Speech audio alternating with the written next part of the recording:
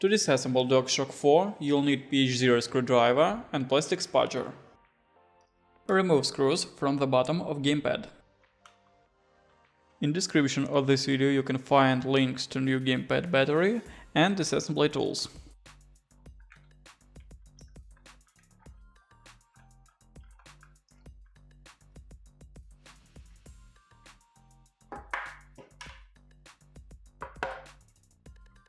Pry up gamepad case near earphone spot.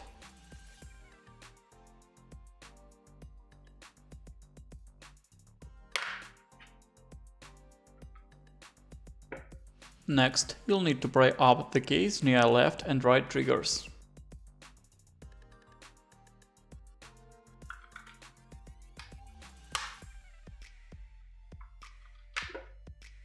And now remove bottom case of gamepad.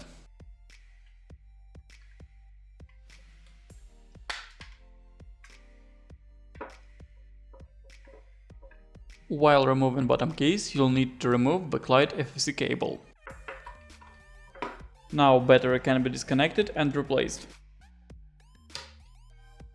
In description of this video you can find links to new gamepad battery and disassembly tools. Place battery to secure an area and connect it to main board. Connect backlight cable to main board. Take attention the way that cable must be connected. If it be connected upside down, backlight won't work. Gamepad bottom case must be installed starting from upper edge, where left and right triggers placed. Now check if something would interrupt snapping of the bottom edge of gamepad case. If there is not, snap it. Now, when gamepad case fully closed, check if gamepad works by pushing PS button and watching backlight indicator.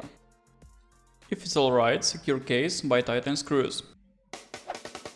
If you need to replace sticks or recover gamepad buttons functionality, watch other videos on this channel.